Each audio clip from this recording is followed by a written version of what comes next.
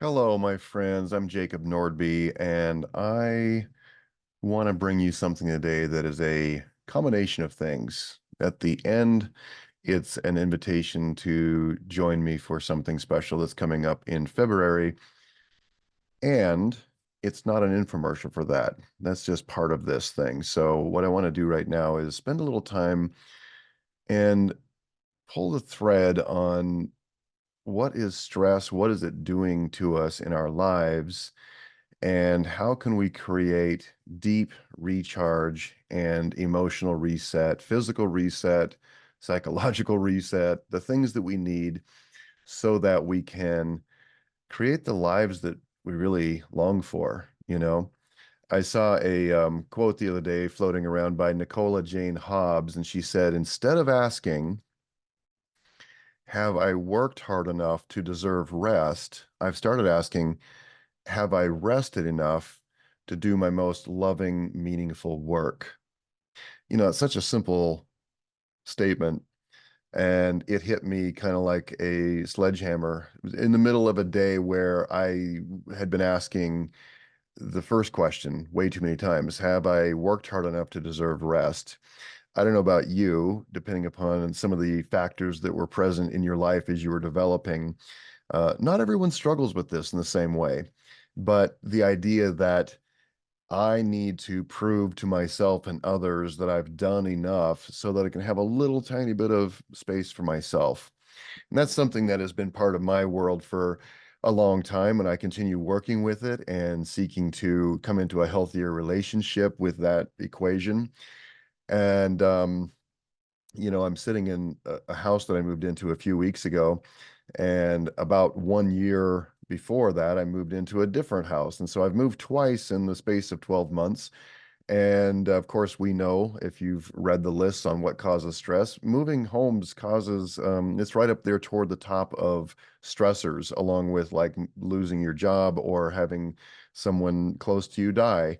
Well, I didn't feel like it was, as distressing as either of those two things, but it certainly did add stress. And it was part of a picture of the last several years for me in which stress or tension rather had tipped over into the experience of stress. And I want to spend a little time talking about the difference between those two things today and why it's so important to know when that line has been crossed, because I have a very personal experience recently of realizing that I had crossed the line but didn't really know how to come back across the line. So before I get into that story, I want to share with you some things that probably won't be surprising, but I think it bears highlighting, repeating, because of how much it affects all of us. But before we do that, let me just repeat that initial quotation. Instead of asking, have I worked hard enough to deserve rest? I've started asking, have I rested enough to do my most loving, meaningful work? Wow, what a powerful and important question. Those of you who have read Stephen Covey, you know the importance of sharpening the saw, of genuinely getting that rest and restoration. However, most of us are also being bombarded with constant messages from our culture and from people we follow, people we even admire sometimes. Of basically, it's the hustle culture, it's the constant grind, it's the work 25/8, it's the no days off, all these hashtags and slogans that, for periods of time can actually be really useful. And the last 2 or 3 years in my life have been characterized by feeling so incredibly energized and grateful to be connected to things that matter to me, to be creating and sharing things that really matter. And there comes a point at which even the most meaningful, on purpose kinds of activities can tip over into things that are no longer healthy, right? So, before I go there, let me just talk about some of the physical and emotional and psychological downsides of stress. But before we go there, let's talk about the definitions of stress. There are two main types of stress. Stress is a physiological and psychological response to a perceived threat or challenge. Perceived threat or challenge. So it's the body's natural reaction to a situation that requires a physical, mental, or emotional adjustment or response. So we're going to have to come up to this in some way. Um, And also, it's important to understand that what one person finds stressful may not be the same for another, right? The two main types of stress would be acute stress and chronic stress. And acute stress is a short-term, immediate response to a specific event or situation. So it might be positive, such as excitement before a performance. You feel nervous, but you're also, you know, you're feeling that tension of before you go on stage or before you go on camera, before whatever it is you start sharing with a group of friends, before you sing karaoke, whatever it might be. Or it could be negative, which is, like the anxiety before an exam, the anxiety before walking into a situation that has a lot of conflict or something like that. And then there's chronic stress. And this is long-term, ongoing stress that persists over an extended period of time. It can result from continuous exposure to stressors such as work pressure, this just goes on for a long time, financial difficulties, relationship problems, health problems. These things can grind us down and be present almost like, invisible passengers in the car of our lives that are just there, presences that are there kind of all of the time. So the stress response, which is also called fight or flight, involves the activation of the sympathetic nervous system and the release of stress hormones such as cortisol and adrenaline. It also increases our heart rate, our sense of being hyper vigilant or highly aware, alert, and the redirection of blood flow to essential organs. So we can actually start shutting down, our bodies start moving into a version of energy preservation, and we can start to actually shut down and not be very effective in our lives. And let's talk about some of the effects in our psychology, our psyche, our emotions, and also our physical well-being. So psychologically, too much stress, too prolonged stress can result in anxiety disorders, depression, cognitive impairment. We actually don't think as well or as rationally when we're under long-term stress. Insomnia, all right? I'm gonna talk about that in just a moment. And burnout. Prolonged stress can lead to burnout, which is characterized by emotional exhaustion, reduced performance, and a sense of detachment. We actually no longer feel like we can engage deeply in the things, even things that matter to us, even things we care about, right? And that's called burnout.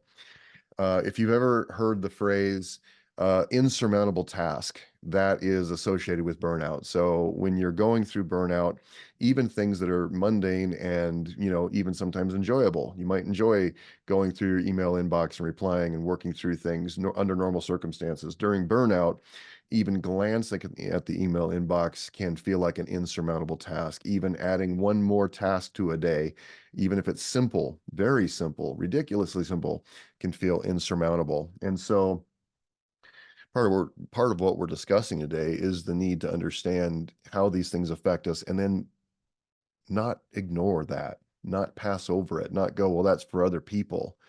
To actually give themselves that kind of latitude. Emotionally, we're often susceptible to more irritability and anger, emotional exhaustion, decreased resilience, which means we don't bounce back as well as when we have had proper amounts of rest and restoration. And isolation and withdrawal. Often there can come a sense of shame. It's like, I'm not performing at my best. I'm not even performing at my okayest. I'm not performing very well. So we can begin to then withdraw from activities that actually do bring us joy or energize us. We can withdraw from the company of other people. And, this can bring even more cycles of depression and experience like that. Physical downsides, I mean, pretty well documented. We already know that it causes a lot of heart trouble, high blood pressure, heart disease, also a weakened immune system. We get sick more often. Digestive problems, muscle tension and pain, weight gain or loss, and sleep disorders. All right.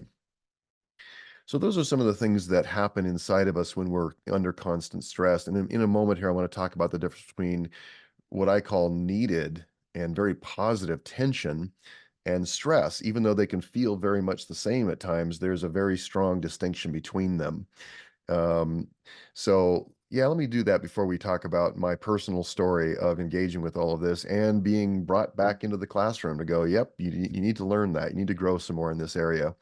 So I love understanding that tension is not the same thing as stress, right? So tension, let's imagine a bow and arrow where the string is off the bow and you have the bow and the string and the arrow, and you're holding those. Nothing can really happen with those. There is no tension. So we create tension by bowing the bow and stringing it, right? So now we have a bow that has inherent tension there, and you knock the arrow, and if you don't pull the string back, you don't create tension, and the arrow can't go anywhere. So you actually create the needed energy, and in physics they call this potential energy.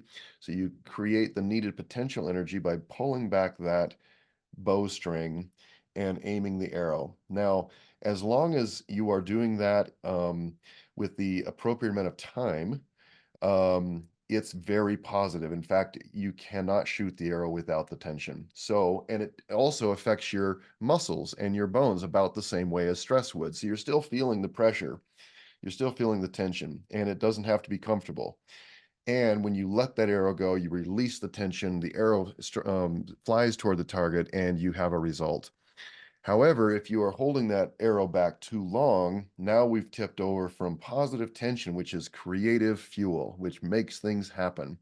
You've pulled it back and you've held it too long, so it's now tipped over into stress, which is destructive, which starts to break the organism down. So, after several years of working so hard on projects that matter to me, that feel aligned with my true overall life purpose, not just one life purpose, but in the constellation of things that matter to me and creating a life that I know that I came and did what I came here to do, right? However, after a couple of 3 years of that, I felt as if I was stuck in the on position. I was obsessively checking my email. I was obsessively checking, charts and graphs. I was obsessively doing these things. And so I found it hard to even find pleasure in things that I normally love, such as sitting down quietly and reading a book. I was having a very difficult time maintaining my meditation practice. I would sit down and it just didn't feel like I was relaxing into that space at all. So it wasn't sinking in, I wasn't becoming porous. I had some friends, my dear friend Chris Price, who runs the beautiful Alchemist coffee shops around town, and his partner Amanda Mendez, who owns a couple of yoga studios, Authentic Yoga here in Boise. They were putting on a retreat in the Dominican Republic, and they said, "Look, we have a couple of extra beds, and we want to give one of those to you. All you have to do is get a plane ticket, and we would love for you to join us."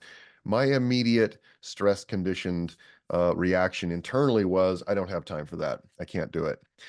But then I realized this is exactly what I've been journaling about, exactly what I've been asking myself for is a genuine space of downtime to reset and to restore deeply. So I did a little checking with the different people in my life, and it turned out that it not only was possible, but it was something I really needed to do. So it moved from a place of being an indulgence to an investment. It's an investment, right? Because I was beginning to experience a lot of those symptoms of too much stress for too long. My sleep was being disrupted, even though I was focusing on it. Still wasn't sleeping as deeply as I really needed to be. And it took me back to about 2015 or 16 when I first met my friend April Crowell, who's this amazing medical practitioner in the Asian traditions. And she asked me, "What do you know about active resting?" And I laughed. I said, "Well, I've heard the phrase, but I don't think I know what it means, really." And she laughed and said, "Yeah, I can tell. It's written all over your body. And so let's talk about that." She said, what I need you to understand is that if you on a Saturday afternoon, go curl up in your bed and pull the blackout shades and turn on your favorite Netflix series, um, because that's the space and time for that sort of thing to actually just relax. But you're feeling and thinking thoughts and feelings of shame, and I should be doing something else, and I'm wasting time, and this is indulgent. She said, you actually reduce or eliminate your body and your mind's ability to retrieve, to extract the value from that space of time. So you actually can spend the time you need to in what you call downtime. But if you're not mentally shifted into the gear of this is resting and I need it, then what can happen is you actually don't get recharged. So she said, I need you to imagine that you are like an iPhone, which when you plug the charger into the wall and plug it into your phone, If you're at 1% and you watch that battery slowly come back up into the green, like 2, 3, 4%, maybe up to 9%, but then you unplug it and rush right back out into the world as if you have a full charge again, what happens is you actually deplete much more quickly again, and you can eventually affect that battery's ability to even charge fully, right? That simple visual has helped me so much, and it's obviously time for me to revisit that classroom again and really remember not just the joy, but also the deep value of that kind of reset because it's so crucial. And so, as we're thinking about these things, I also want to point out sleep, and showed up in the list of things I just read you, the symptoms and how these effects, you know, develop in us. And sleeplessness is a huge issue, and it has been for me. And I'm going to put a link to an article, a medical article that talks about what's actually going on in your brain after a period of long-term stress, where even when you're sleeping and you're staying in bed for enough hours, but if your body and your psyche are still under too much stress, it keeps low-key waking you up all night long. Even if you don't wake up into a normal awakening consciousness, it still keeps bumping the part of your psyche that says, wake up, wake up, wake up, there's things to do, not allowing it to drift even into the deeper levels of sleep where physical and emotional, psychological regeneration happen. So I went ahead and took the big step of buying a plane ticket and going down to the Dominican Republic with my friends. And what an amazing experience it was for me. And I'm sharing that with you because it really highlighted the value for me of what we're offering in February in Sayulita, which is about an hour north of Puerto Vallarta. We're doing a similar retreat where there's, gentle yoga involved and meditative practices and self-discovery and refocusing on what it is we really want to create in our lives and the values that we want to be running our lives upon. Um, so I had this experience of relaxation, of being invited into doing nothing, which could include swimming in the ocean, or it could include sitting in a beach chair by the ocean. It could include sleeping in. It could include walking on the beach with my friends. It included all of those things and more. And what I was surprised by is after just a week, during that week, I slept 4 nights in a row, more than 8 hours. And that hasn't happened. I don't know, honestly, how long it's been since I've experienced night after night of really deep restorative sleep. That's been something I've struggled with all of my life, and I've worked on my sleep hygiene. I'm continuing to work on it, but it just continues to be an area that isn't always easy for me. So that was an immediate sort of data feedback for me. It's like it's working. You're actually relaxing deeply enough where you can sleep fully and stay asleep throughout the night. So that's a good thing. But also the emotional and mental reset, the ability to step back from all of the amazing and genuinely inspiring tactical things that I'm doing all the time, working, sharing, creating, developing, but to step back from all that and say, this is my time to put it down and to trust and to experience the benefit of a genuine reset, of sharpening the saw, of deep recovery, right? And so, of course, at the end of this, I will be inviting you to join us in Sayulita if you possibly can. And before we go there, what I want to offer all of us, because only a few people can even join us. I think we only have a maximum of 30. So not everyone can join me there, and I'm aware of that. And not everyone who wants to join us can for other reasons, financial or family or work or any of the things. So what I want to do though is invite you to join me in asking,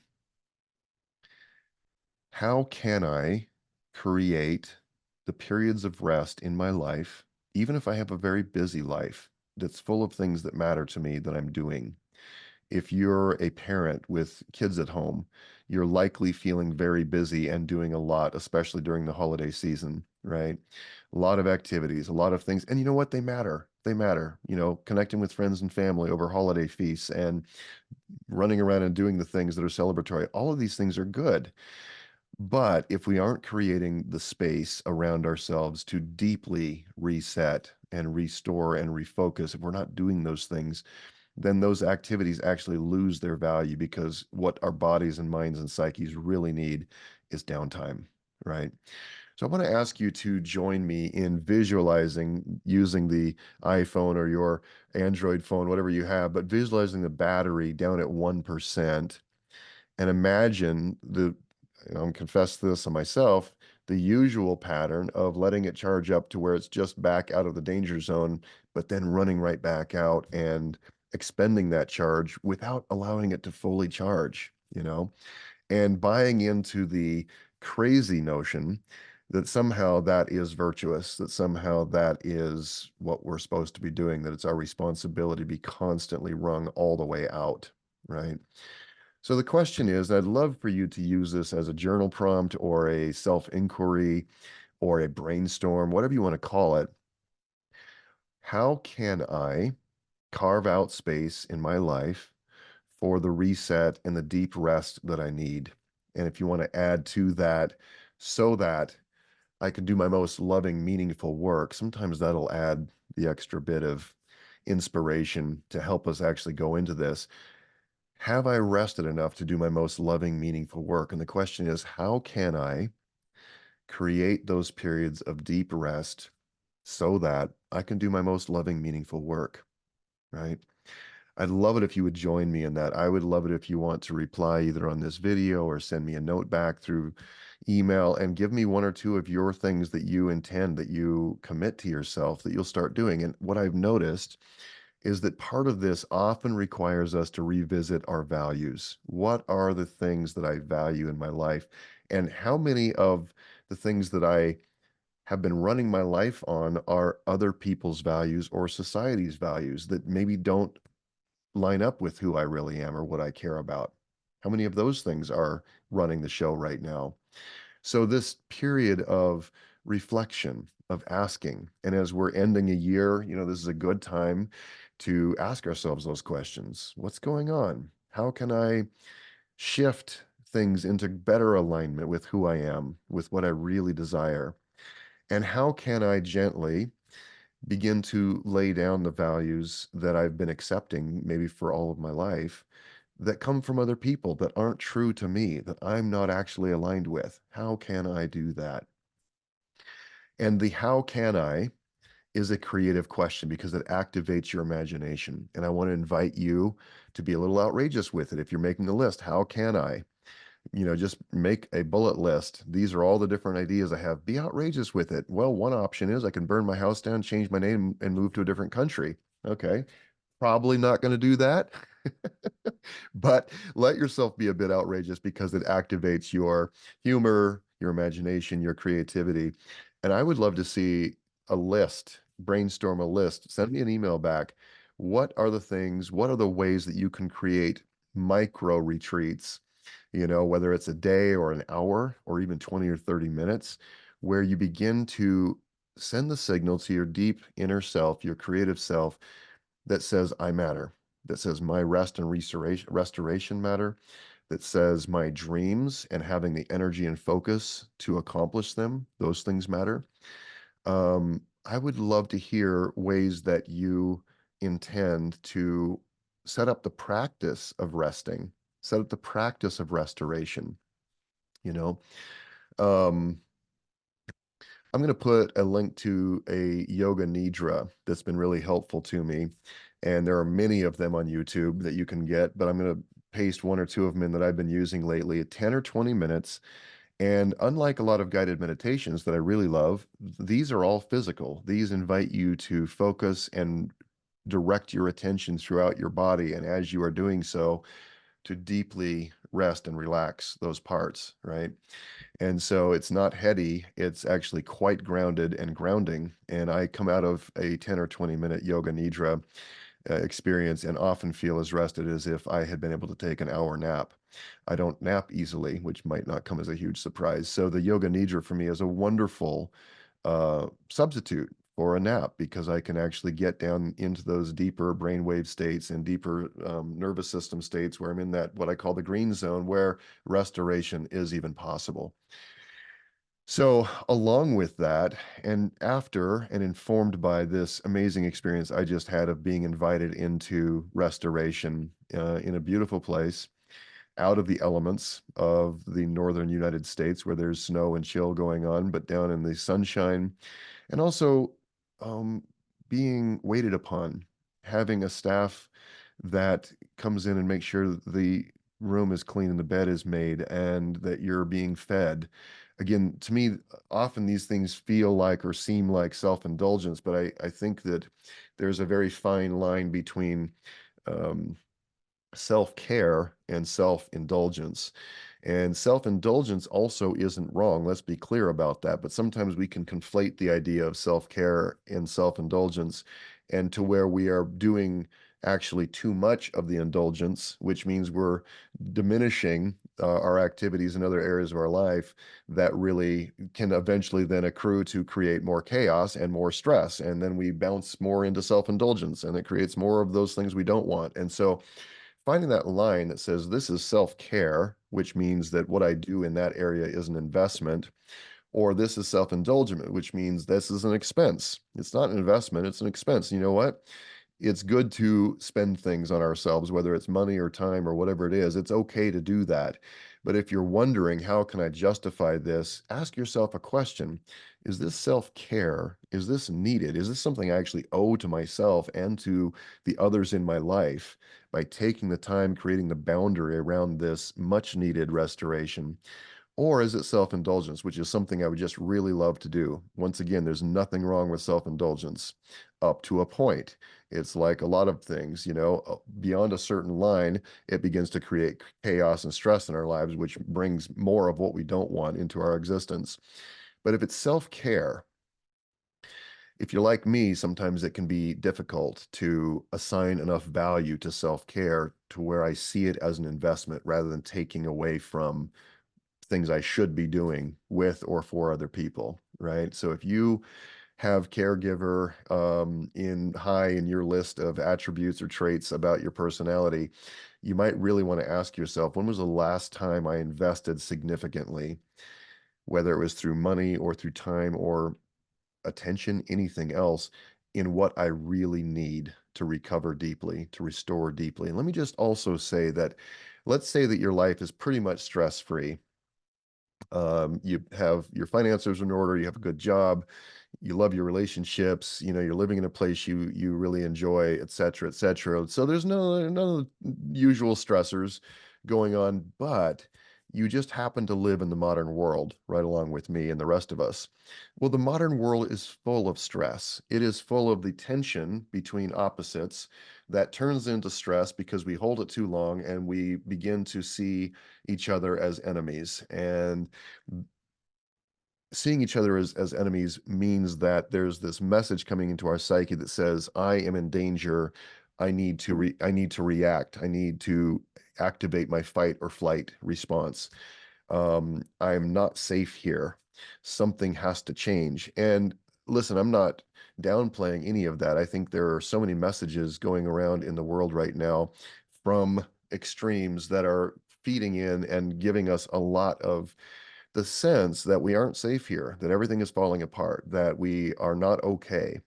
And as we discussed at the beginning of this update, prolonged stress, chronic stress can create a situation where we're no longer thinking clearly. We're no longer seeing the situation or ourselves or each other clearly, which means that we're more likely to get into conflict. We're more likely to, rather than look for solutions, we're looking for the ways we're different and the reasons we need to be in conflict. So I want to invite you to join me in beginning to practice more deeply this sense of rest, of restoration, of coming into a place where we can do our most loving, meaningful work. If you can, join us in Sayulita in February. It will be about a week of beautiful relaxation in a gorgeous spot. This property is really hard to even describe. It has swimming pools, it has common area, restaurant area where we gather for food, it has lawns We'll be doing yoga and gentle stretching and movement and meditation. It has beautiful ocean access, and the town of Sayulita is only a few steps away. So there's restaurants and other activities to go and enjoy. So in the middle of the work that we're doing with each other and ourselves to intentionally use this time to refocus and to do the values discovery and to help begin to make decisions to bring certain areas of our life back into alignment with who we really are and what we are growing into, what we'd love to create. There's going to be so much time for just pure downtime, relaxation, reading a trashy romance novel in a beach chair, whatever it is that makes you feel deeply relaxed. I want to invite you, if you can, to join us. But if you can't, to join me in this understanding that giving ourselves the deep rest that we need is not self-indulgent. It actually is a responsibility. It actually increases our ability to be loving and intentional and look for solutions and connect with other people. So I want to thank you for being here. I'd love to see you and say later, but in any case, I would love to hear back from you on how this lands, this message, this invitation into deep rest, into genuine restoration, how this lands with you, what you struggle with most about it, um, and or here's what I plan to do about it. Some micro practices. I would love to hear your strategies, what it is that you will begin to make small promises to yourself that you will do in a more regular way that will help you come into this space. Thank you so much for being here and for listening, for participating with me. You are so dear to me, and I thank you for being one of those people in this world who's committed to growth, who's committed to bringing more of what we love into our experience of life. And by so doing, bringing more of what this world would love, the healing, the joy, the connection, the creativity that this world needs. And by doing that, you become the medicine. So thank you for being here.